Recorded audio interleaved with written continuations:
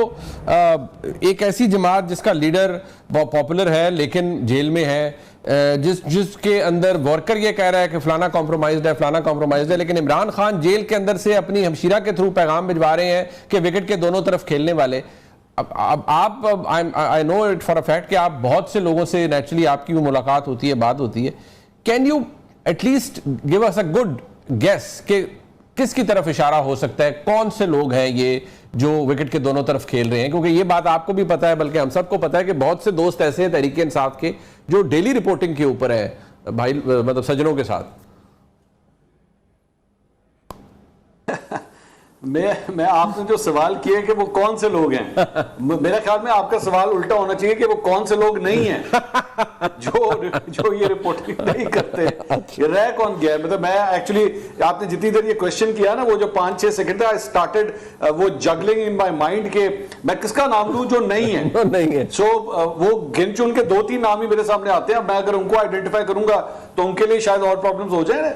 देखिए बात पता क्या है, रियलिस्टिकली स्पीकिंग, मैं जरा खुल के चले बात करते हैं। हाँ। तमाम सियासी जमातों में ना there is a green list and a red list. Of course तमाम सियासी जमातों में, चाहे आप पाकिस्तान तहरीक इंसाफ की बात करें, चाहे आप नून लीग की बात करें। आप मुझे बताइए, क्या नून लीग में रेड लिस्ट नहीं है इस वक्त? ऑफ कोर्स है, एब्सोल्युटली बिल्कुल रेड लिस्ट है, बिल्कुल है। इस वक्त हुकूमत में वो फेडरल गवर्नमेंट उनके पास है, पंजाब गवर्नमेंट उनके पास है, इसके बावजूद उनकी एक रेड लिस्ट है उनके हवाले से कि ये लोग जो है हमें कैबिनेट में नजर ना आए, ये लोग जो है वो कभी भी आपके इख्तिदार के आसपास हमें ना घूमे। बिल्कुल। तो ऐसी बात नहीं है कि ये नहीं होगी, हमेशा होती है। और जो ग्रीन होती है वो ग्रीन लिस्ट ऐसी होती है कि जब आप चाहे हुकूमत में हो चाहे ऑपोजिशन में हो, आप तब भी ग्रीन लिस्ट में होते हैं।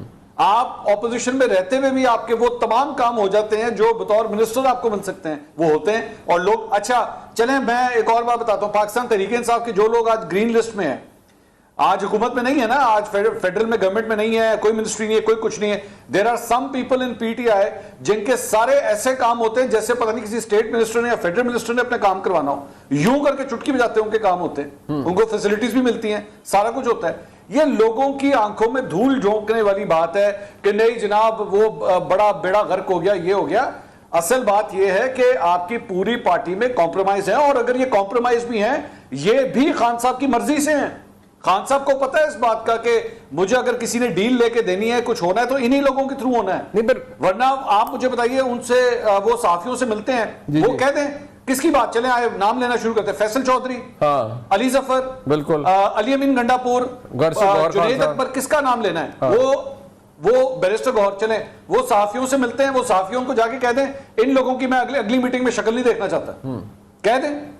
नहीं मैं ये जबरदस्ती बट मंसूर साहब ये बताएं, मंसूर साहब ये बताएं फिर ये जो पैगाम उनकी हमशीरा के थ्रू बाहर आया है, क्योंकि मैं एक दफा अलार्म हुआ, मुझे शायद अलीना साहबा का ही प्रोग्राम था जिसमें शायद अली जफर साहब ने ये कहा था कि ये जो खान साहब से मंसूब बात है कि जी वो बादशाह सलामत बन जाए, जो फील्ड मार्शल बने हैं, तो वो शायद उन्होंने उनको कहा था कि नहीं, मैंने खान साहब ने तो ऐसी कोई बात नहीं की। अब अलीमा साहबा जो फरमा रही हैं, ये क्या खान साहब ने बात कही होगी या नहीं कही होगी कि विकेट के दोनों तरफ के खेलने वाले जो है वो देख लें उन्होंने कहां जाना है? नहीं, मुझे एक बात बताएं, हम लोग ये बात कर रहे हैं कि पाकिस्तान तहरीक इंसाफ के अंदर ऐसे लोग हैं जो विकेट की दोनों तरफ खेल रहे हैं। अगर हम ये बात क्यों ना करें कि इमरान खान साहब वो शख्सियत है जो विकेट की दोनों तरफ खेल रहे हैं, फिर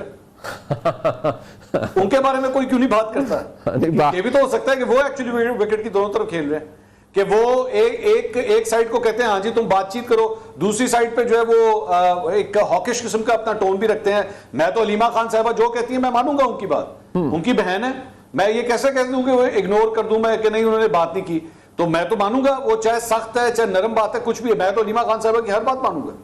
बट ये कितना कमजोर कर दिया है सारी चीज ने महाजन साहब आपके नजदीक? ये जो बार बार एक ही बात है, देखिए मौलाना फजल रहमान साहब के मामलात भी नहीं तय हो पाए, वो इत्तेहाद भी नहीं बन पाया, सिवाय महमूद खान और रज़ई साहब के भी मामलात वो इस तरह से नहीं आगे को बढ़ पा रहे उस तरह से अपोजिशन इत्तेहाद के, क्योंकि इमरान खान साहब बार बार कहते हैं मैंने सिर्फ एस्टेब्लिशमेंट से बात करनी है, हाँ फिर बीच में एक जुमला आ जाता है कि हुकूमत से भी बात कर लें या करना चाहते हैं या नहीं, लेकिन वो कहते हैं अब मैं बैठा हूं बात कर ले एस्टेब्लिशमेंट मुझसे डायरेक्ट।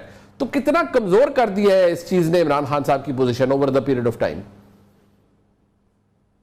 क्यों कमजोर न हो जब उनका ये रवैया है। मंसूर ने जिस तरह बात की कि वो खुद विकेट के दोनों तरफ खेल रहे हैं, बिल्कुल ठीक कहा। देखिए, अली अमीन गंडापुर और बैरिस्टर सैफ को इसलिए रखा है कि मुझे एस्टेब्लिशमेंट से रिलीफ लेकर दे। बैरिस्टर गौहर को रखा है कि आप पार्लियामेंट के अंदर कुछ मामलात तय करें, प्राइम मिनिस्टर हाउस के साथ राब्ते में रहें। अलीमा खान को मिलके उससे ये बयान दिलवाता है कि बस को अपने कारकुनों को मोटिवेट करे, उनको एक तरह से धोखा दे दे कि बस खान साहब डटे हुए हैं।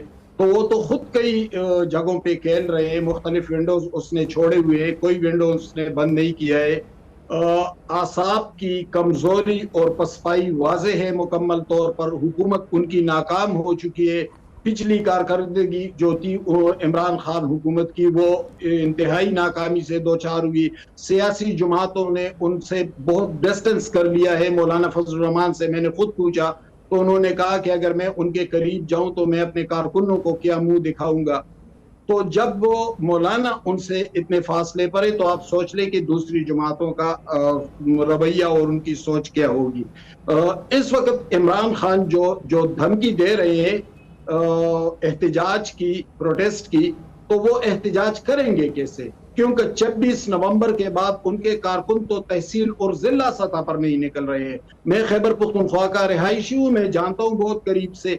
वहां पर तो कारकुन अपने तहसीलों में नहीं निकल रहे हैं, अपने अपने डिस्ट्रिक्ट्स में नहीं निकल रहे हैं, डिवीजन सतह पर नहीं आ रहे हैं। पार्टी के अंदर, पार्टी तंजीम के अंदर इतने शदीद इख्तिलाफात है कि डिस्ट्रिक्ट सतह पर जनरल सेक्रेटरी एक ग्रुप का है और प्रेसिडेंट दूसरे ग्रुप का है। इसी तरह कारकुनों में भी एक दरार नुमाया है। तो इन हालात में जबकि शदीद करप्शन हो रही है, बदनज़मी है, सूरत हाल इंतहाई खराब है। 26 नवंबर के बाद खौफजदा, पूरी पार्टी खौफजदा हो चुकी है। तो फिर खैबर पख्तूनख्वा जो उनका हब है, जो उनकी ताकत है, वहां से लोग नहीं निकलेंगे तो फिर पंजाब से कहां निकलेंगे? सिंध में आपने देखा कि अभी जो तालपुर साहब की सीट खाली हुई थी उस पे पीटीआई और मुस्लिम लीग दोनों इत्तेहादी बन चुके थे, उसके बावजूद भी पीपल्स पार्टी ने उनको वाज़ेह शिकस्त दी। बलूचिस्तान में तो खैर पहले से उनकी इतनी मकबूलियत नहीं थी, तो कहां से वो एहतजाज करेंगे? एक बात जो अलीना साहबा आप फरमाइएगा कि ये जो डिसरे है इमरान खान साहब की जमात के अंदर, हम देख रहे हैं कि सुप्रीम कोर्ट के अंदर मखसूस नशिस्तों का रिव्यू चल रहा है। जो रिमार्क्स हैं वो तो रिफ्लेक्ट कर रहे हैं कि शायद ये मामला उसी तरफ जाएगा कि ये, क्योंकि अभी तो फोकल पॉइंट ही वो आ गया है ना, जज साहिबान बार बार वो एक चीज पे एनंसिएट कर रहे हैं कि भाई सुन्नी इत्तेहाद काउंसिल पे उनके अपने चेयरमैन ने इलेक्शन नहीं लड़ा तो उनको मखसूस नशिस्तें कैसे मिल जाएं। But if it materialises the way it is, you know, the way it is in front of us, so कितना बड़ा सेटबैक है ऑलरेडी एक ऐसी पार्टी जो प्रॉब्लम में है, और इस निजाम को कितना बड़ा बेनिफिट होगा आपके नजदीक अगर ये मखसूस नशिस्तें फाइनली उन्हें मिल जाती हैं जो पार्लियामेंट में है हुकूमती निजाम? नहीं मुनीब, मुझे बड़ी हैरत होगी अगर ये सुन्नी इत्तेहाद काउंसिल को मखसूस नशिस्तें मिले। हम इस पे बहस ज़रूर कर सकते हैं, और जो रिमार्क्स भी आज भी जजेस साहिबान के हमें सुनने को मिले कि सुन्नी इत्तेहाद काउंसिल जो है वो उसने अपनी पार्टी, अपनी जमात के उस पर इलेक्शन नहीं लड़ा, इंडिपेंडेंट उनके चेयरमैन साहब ने इंडिपेंडेंट लड़ा। पाकिस्तान तहरीक इंसाफ की जो खुद वो जो है वो फरीक नहीं थी, उसे मुतफरिक दरख्वास्त से मावनत के लिए जो है वो दायर कर रखी थी। तो मुझे बहरहाल हम बहस ये हम ज़रूर देख सकते हैं, लेकिन जिनकी ये नशिस्तें नहीं बनती है उनको जरूर हमें नून लीग और पीपल्स पार्टी को जो है वो नजर आ रहा है, वो काफी इंडिकेशंस है। लेकिन आज की समाअत में मुनीब ये भी जरूर अवाम को बताते चले, आज जजेस के जो रिमार्क्स थे उसमें इलेक्शन कमीशन ऑफ पाकिस्तान के किरदार पे भी जरूर बात उठी है कि उनका इस पूरे इलेक्शन के जो सिनारियो था उसमें इलेक्शन कमीशन ऑफ पाकिस्तान का क्या